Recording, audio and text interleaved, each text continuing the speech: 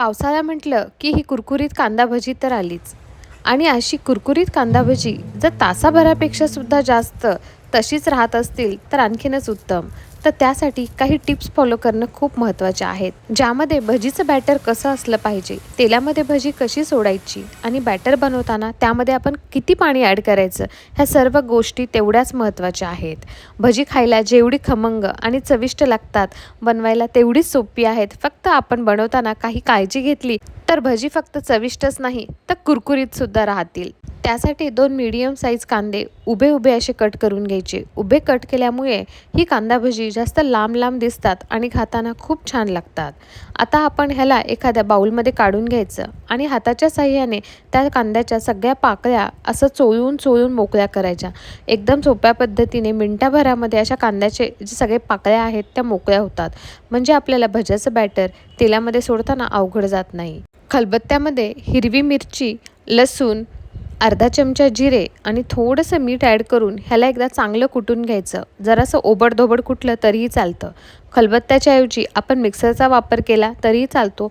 फक्त ह्याला खूप जास्त आपल्याला फाईन पेस्ट बनवायची नाही. हे चांगल्यापैकी ओबडधोबडच असलं पाहिजे. हिरवी मिरची आणि लसणामुळे आपले भजे खाण्यासाठी खूप खमंग असे लागतात. ओबडधोबड बनवून घेतल्यानंतर त्याला आपण ह्या कांद्याचे जे आपण पाकळ्या मोकळ्या करून घेतल्या त्यामध्ये ॲड करायचं. ह्या ठिकाणी तुम्ही जर हिरव्या मिरचीचं प्रमाण जास्त घेतलं तर तुम्ही लाल तिखट स्किपसुद्धा करू शकता.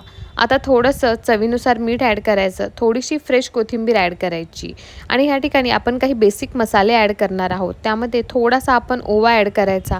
कोणत्याही बेसनाच्या पदार्थामध्ये ओवा ॲड केला जातो कारण ते पचायला सोपं जातं. ह्या ठिकाणी आपण पाऊण चमचा हळद, 1 चमचा लाल तिखट. लाल तिखटाच्या ऐवजी आपण फक्त हिरव्या मिरचीची पेस्टसुद्धा वापरू शकतो. आता हे सर्व मसाले कांद्यामध्ये चांगले मिक्स करून घ्यायचे आणि त्याला चांगलं पाणी सुटेपर्यंत फक्त 2 मिनटं ठेवायचं. व्यवस्थित त्याला थोडंसं पाणी सुटतं त्यानंतर त्यामध्ये 3 चमचे आपण बेसन पीठ ॲड करायचं. कांदा भजीमध्ये बेसन पिठाचं प्रमाण हे कधी पण कांद्यापेक्षा कमीच असलं पाहिजे. नाहीतर ह्या भज्यामध्ये खाताना आपल्याला फक्त बेसन बेसन आणि आतून कच्चं लागतं. त्यामुळे कांदा भजी खाताना बेसन कधीही कमी ॲड करायचं. 3 चमचे बेसन आणि 1 चमचा तांदळाचं पीठ, त्यामुळे सुद्धा भजी छान कुरकुरीत होतात. आता हे सर्व पीठ आपण ह्या कांद्यामध्ये व्यवस्थित मिक्स करून घ्यायचं. त्याला ऑलरेडी पाणी सुटलेलं होतं, त्यामध्ये आपण त्याला मिक्स करून घ्यायचं. जर गरज वाटली तर वरतून थोडंसं 2 चमचे पाणी ॲड करून त्याला छानपैकी मिक्स करून घ्यायचं. ह्या ठिकाणी आपल्याला जास्त पाणी ॲड करण्याची मुळीच गरज पडत नाही. मी फक्त 2 ते 3 चमचे पाणी ॲड केलं. बऱ्याच वेळेस जर पाणी चांगलं सुटलं तर बिलकुलसुद्धा पाणी ॲड करावं लागत नाही.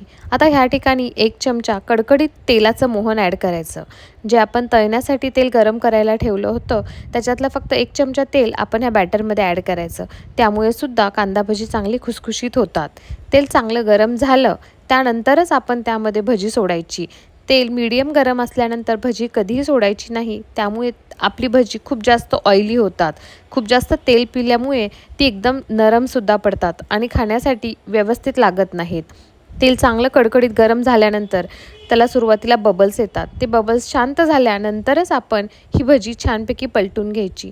तोपर्यंत 1 मिनटासाठी भजी तशीच आपण एक साईडनी चांगली फ्राय करून घ्यायची. परत 1 मिनटं दुसऱ्या साईडनी फ्राय करून घ्यायची. हे सर्व आपण मीडियम गॅसवर फ्राय करून घ्यायचं. त्यामध्येच आपण काही हिरव्या मिरच्यासुद्धा फ्राय करून घ्यायच्या.